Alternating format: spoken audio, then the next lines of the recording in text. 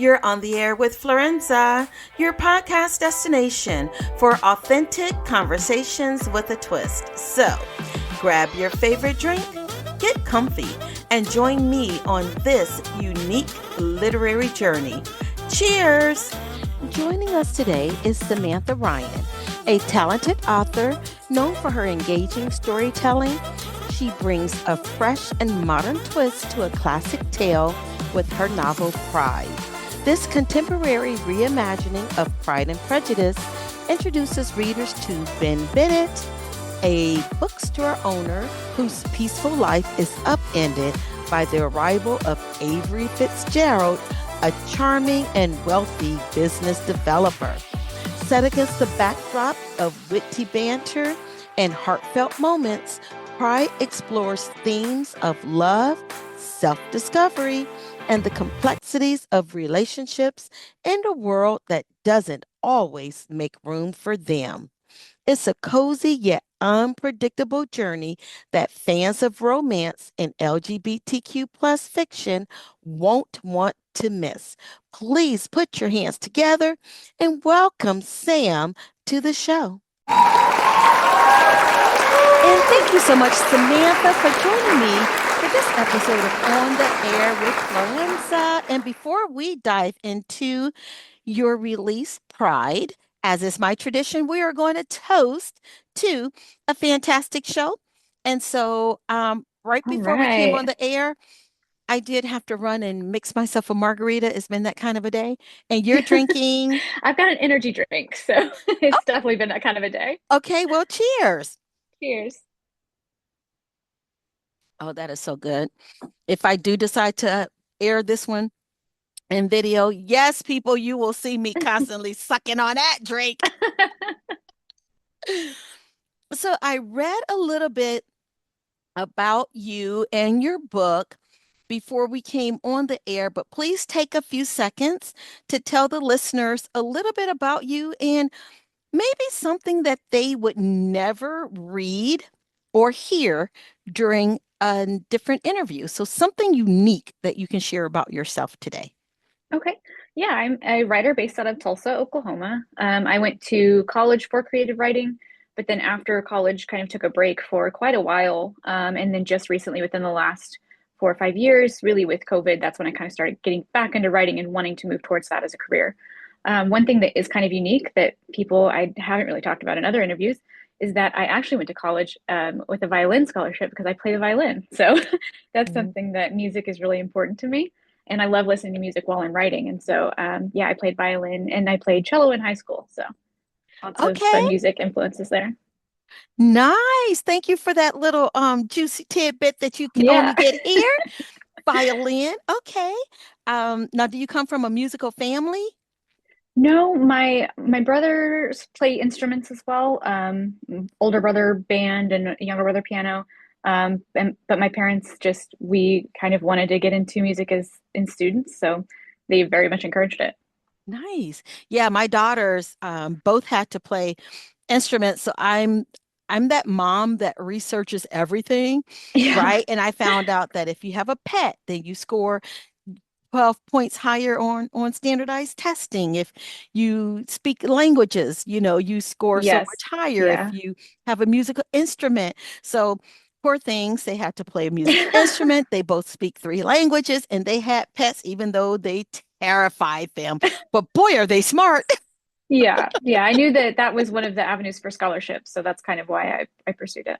Nice. Now, have you done anything with the music since then? Do you continue to play or did you just hang it up Yeah, I afterwards? haven't. It's kind of once you are out of that environment, there aren't a whole lot of opportunities. And so I just kind of haven't, but I still have my violin. I always think about, you should try to find a way to get back into it.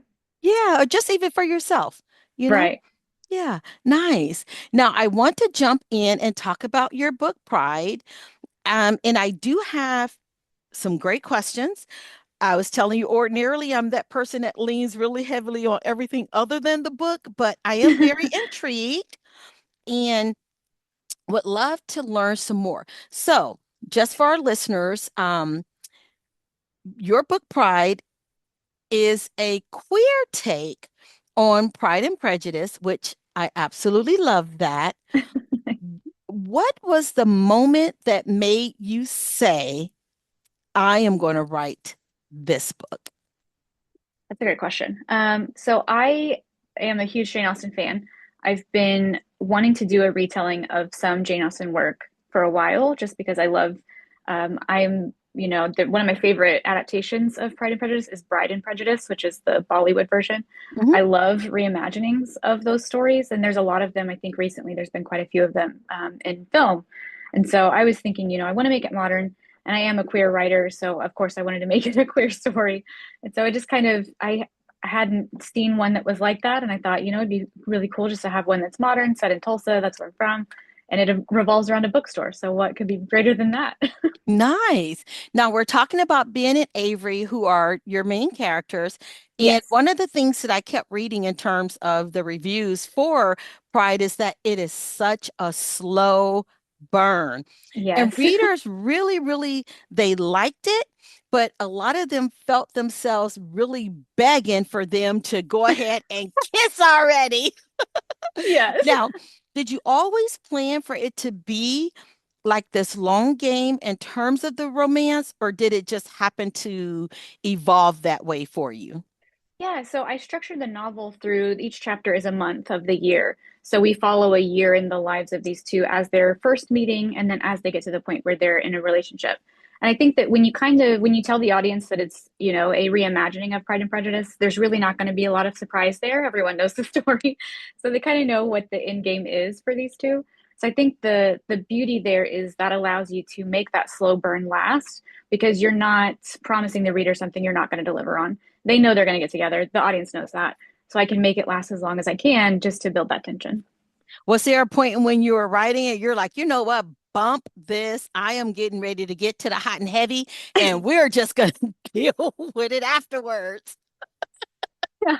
I mean, there were one of the reviews I read said that they just wanted to take a frying pan to Ben's head. And Uh-huh. that made me laugh because I kind of felt like that too. There were times at which I was like, he can't be too dense where he's that oblivious to what's going on. But I think there's a lot of, hopefully the readers will kind of identify with that. I think a lot of people, especially when you're first in a relationship, there is that like, well, do they really like me? Am I reading into this? Am I making too much of this? If you want to be in a relationship with them, then you maybe read into things and then you second guess yourself. You're like, no, they don't like me. So I think all of that's very relatable. Yeah, and it works. Now, Ben is hilarious, but he is also very hard on himself. Yes. What was it like balancing the humor with those deeper struggles that he was in? And like, really be honest, how much of Ben is secretly Samantha? Uh-oh. I think honestly, I mean, I'm probably not the right judge for this. I think I'm honestly a bit more Avery than I am Ben. But Okay. I think part of what I wanted to do with Ben was so the juxtaposition of the two characters, Ben is openly gay with his life, and then Avery is closeted. And so I think I wanted to kind of really show that that's where the queer identity of the story can come into play, where Ben is out and he does live his life, but there's still, as someone who is open, it's still really hard to not internalize those feelings, especially when you have there's a one scene where they're exposed to homophobia in public, and so how they both react to that is very different. Mhm. And I think those opportunities are chances for people to realize that even if you are queer and you're solid in your identity, there is always sometimes that kind of voice where you're getting this from society constantly, and you have to learn to either ignore it or, as Avery reacts, probably negatively, which is where I feel like I probably would be more like Avery than Ben. Uh-huh, uh-huh. And speaking of Avery, he's got this whole mysterious vibe taking place, right? Mysterious mixed with rich guy Yes. vibe going on. But as you said, he's really dealing with a lot. What was the trickiest part of writing his character and making sure that he felt real? Well, the story's told through Ben's point of view. So I Hmm. think part of the biggest struggle was making sure that Avery's motivations were clear without Ben knowing what they were. So throughout the book, I think it's clear to the audience that Avery is closeted, but it's never explicitly said because we don't get to see Avery's internal thought processes. So part of the difficulty there was just making sure that when readers were reading it, that was still coming across on the page, even though Ben's not the one thinking those thoughts. Hmm. Hmm. And that's such a balance, no matter the content Yeah. or the story reimagining or not, just being able to help the readers walk away with that. Now, without it being any type of spoiler, because I am notorious for spoilers, and like I have to go back and edit stuff out, and I'm like, Yeah. oh Lord, I done outed the whole plot. Let's talk about the big conflict, right? Some people were totally here for it, and others felt blindsided. Without giving away any spoiler alerts, what made you take the story in that direction? Yeah, I think again, I know you said no spoilers, but because it is Pride and Prejudice, I feel like that already kind of gives away some of that, where the reader will go into it knowing, I think, where that's headed. And I Hmm. think I was able to kind of use that to my advantage because when there's a certain piece of information that comes up that Ben doesn't recognize the information, the reader's going to know it when they see it based on the story and the history of the story. Hmm. So to me, it wasn't really like a reveal. And I think readers can take it either way. They can either say, well, maybe you were trying to surprise us and you didn't. In my mind, I really wasn't thinking of it as a surprise, but really just thinking like I can use that to my advantage to lay the story out so that the reader has that information that Ben doesn't have. And then we get to see Ben realize that as we go through. Nice. For people who aren't that intimately familiar with Pride and Prejudice, or it's been a while like myself, when since reading it, what is it that you want them to take away from Pride that perhaps they didn't necessarily get in the original version? Yeah, I think one of the main differences is just the relationship, the core relationship between, like in Pride and Prejudice, it's Elizabeth Bennet and Darcy. And then in mine, it's more friends to lovers than Hmm. enemies to lovers. I think there's more initial social conflict between Elizabeth Bennet and Darcy, versus in mine, they really kind of become friends relatively quickly and then build that relationship from there. So, and part of it is, and I haven't really talked about this in interviews, but there's so many reiterations of Pride and Prejudice where Darcy's just an a-hole to where they push it so far that he's not likable. And I definitely didn't want to do that. I wanted readers to be rooting for Avery the whole time. And so I think there's some of it where he's not quite that jerky, because in a lot of reinterpretations, he's a jerk that is then just misunderstood, or is then in the end, he has this change of heart or whatever. I really wanted readers to still be rooting for Avery the whole time, especially because with him being closeted, I think a lot of queer people will connect with that and understand that. Nice. If you hadn't used Pride and Prejudice as the book for the retelling, what other title would you have wanted to use as a retelling for this story? Well, that's a good question. I haven't thought Thank about that. you. I probably would want to go because it revolves so much around the bookstore. I would want to try to find something that I think would connect the bookish theme. And there's, without spoilers, there is something that also connects Avery to that bookish theme in the end. So they both kind of come back to that. So definitely I'd want it to be something related to a book title, like, or a bookstore title, if that makes sense. It does. What parts of the story, even though it's a retelling, and I know with that, it kind of locked you in to some aspects of the story, are there parts of the story that didn't make the final cut that you are just like, no? Um, Not so much that I can remember. I know there was a few scenes with the siblings, so there it really relies heavily too on the relationship between Ben and his sister Mel. They have a really great relationship throughout the book, and I enjoyed writing their relationship because they both have each other's backs. They're there for each other. It's a very fun relationship to write, and there were some scenes there that I had to cut just because it became too distracting of them doing their own side quests, and it's like, well, that's not really relevant to what is happening. So unfortunately, you do sometimes have to snip those scenes out.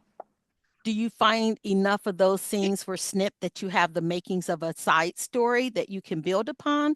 Or do you feel like they just were extras in this and they've met their purpose? I think it's probably that they've met their purpose. I am currently working on another novel that is set in the same world. So these characters are in it. It doesn't central on Ben and Avery, but it will have all of that family in it. And Hmm. so I do want to, I think it's like once you start writing them, I just want to keep writing them because I had so much fun in this world that they are in. So I am going to have another book later that is related to this, but not like a direct sequel or anything like that. Were there other titles that you had for the book that didn't make the cut, and what made you settle upon Pride? No, I think pretty early once I kind of had the structure down, mainly because of the play. To me, it serves as two plays on the word itself. One, the Pride and Prejudice play, but then also it centralizes on Avery's acceptance of himself.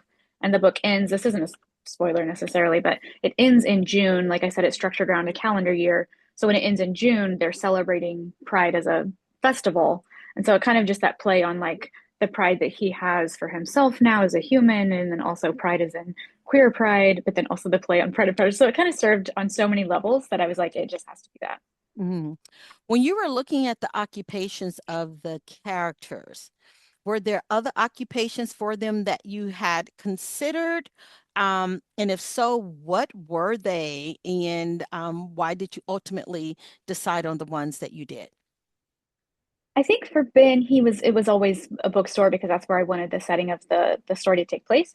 For Avery, I did take a little more time on that, mainly because I wanted his family to be an old oil family, but I Hmm. didn't necessarily want his primary focus to be the oil industry. Here in Tulsa, it's set in Tulsa. I'm from Tulsa. Most of our um, big business downtown is all oil related. It's a very oil heavy city, obviously. So I wanted that to be his connection to the old money society here in Tulsa, Hmm. but I didn't want it to be so focused on him doing oil field work regularly. So that I think was probably the tricky part there. What has been the response of your family, your friends with Pride? And what was it like hearing those responses? It's been really, really amazing. So like I said, I went to college for writing and then took a break. And so I think the people who are supporting me with Pride have been with me for so long and knowing that this is something that I've been working towards. So I think it's really incredible to see. Um, like, I considered it giving up in the beginning, just quitting, not wanting to pursue writing, and kind of just stopped completely. So now that I've really pursued it and want to continue pursuing it, seeing them support me is like, even though it's like a long time coming dream, they've been there this whole time. So even when I quit, they were there. Now they're there, and so it's been really incredible. And my friends and family are constantly like, "Well, what is what do you have? What have you finished? What can we read?" That kind of thing, and that's just obviously very encouraging. I think the hard part is that I'm someone who's very critical, and which maybe I'm a little bit like Ben in that way, Uh-huh. but when they tell me it's good, it's like, yeah, sure, okay, but you're saying that because you like me. Like, so Nice. it's hard to accept or receive that positive feedback because I'm like, well, yeah, you wouldn't tell me that you didn't like it. If you were throwing a very swanky dinner, right? And characters of your version, Pride, or Hmm. characters of say the last three books that you've read were to show Oh, up, who would cause the most drama and who would be sitting in the background, such as myself, sipping on a margarita, watching everything unfold. that's so funny. Um, who would be causing the most drama would probably be Ben, if we're being honest. I think Uh-huh. he's gonna be going from table to table, kind of stirring things up a little bit. Whoever's in the background just observing would probably be from one of the last books that I just read was Beyond the Sea by T.J. Klune. Uh-huh. It's a great, it's a sequel to his story, and they have their magical beings in this book. And one of my favorite characters in that whole series is named Arthur. And he's a phoenix, but he's like very reserved, very quiet. And I can just imagine him sitting back at the back, just watching Ben go from table to table, trying to Sure. cause drama. Yep, stirring the pot for sure. Now, with music being such a primary part of your background, even, maybe not so much now, if there was a playlist to go with Pride, like tell me some of the songs that I would expect to hear off this playlist. Yeah, there is actually one. So I make playlists and Sweet. yeah, I put Okay. them on my YouTube channel for all of my projects. So you can actually go to YouTube, find my YouTube channel, and then get the Pride playlist. But one of the main influences of that playlist was the Love Actually soundtrack. Yeah. Yeah. I love so it's You've Got Mail, Love Actually, all of those 90s Sleepless in Seattle. those movies were such a huge influence on the book. And so I pulled a lot of those soundtracks to compile into that playlist, and I just listened to those on repeat. And it's very much like this romantic nostalgia that you just hear the minute you hear those songs come through. And so yeah, definitely you can go check out the playlist that I did create. Sweet. If your version of Pride was to become a movie, right, made for Oh my gosh. TV, big Yes. screen, who would you want to see play the main characters? Oh my goodness. I think in my mind, Ben is like a Jonathan Groff type where he's like got this like Mm, boyish charm with him. The one of the things that I love about this book and most of the books that I read or that I write, I have older characters. I'm in my mid 30s, and so and especially because so many of my stories are late in life, like late outcoming mhm. stories. So I love having older protagonists. And so I think that would probably play into that in picking who would be good for those characters. I think maybe Avery would be like a Tom Hiddleston, maybe. Okay, okay. I don't know. That would be tough. That'd be good. That'd be good. And I know that you're working on some projects now. Do you have anything that you can share, or should we just kind of Yeah. stay tuned? Yeah, I have. So I have a chapbook of flash fiction that's coming out in March. It's called Words My Friends Have Thrown Away. And that Ooh. came about after I finished a project and had a lot of writer's block. So I went on my social media and I just told people, hey, send me a word. And that's kind of all I gave for a prompt. And I had all these people comment on my posts and give me these various words. Some of them I didn't even know what they meant. I had to go look them up. And I took those words and then created these flash pieces from that all through a queer lens. So it's all various identities, and then they're just really short, like 1 to 2 page pieces. And so they've compiled that into a chapbook collection, and that'll be out in March. Where are the listeners able to follow you, to interact with you, and find out all things Samantha Ryan? Yeah, all my social media is at Sam Ryan Really. And I think I'm probably the most active on Instagram. It's just such a more positive place I feel in terms of social media. So definitely Instagram is the best place to follow. Wonderful. So we've come to the part of my show that has been reimagined, talking about reimagining Yeah. multiple times. It started out as One's Gotta Go. It started out as then it morphed to this or that. And then it was called One for the Road. And now it is now called Last Call. You All kind of get a right. theme going there. Yeah. Cheers. No. Love that. So essentially, it is just several rapid fire questions that's designed for us to have fun and to get to know a little bit more about you. So describe Pride in 3 words. Cute, cozy, lovely. Nice. If your main character had a TikTok account, what kind of content would they post?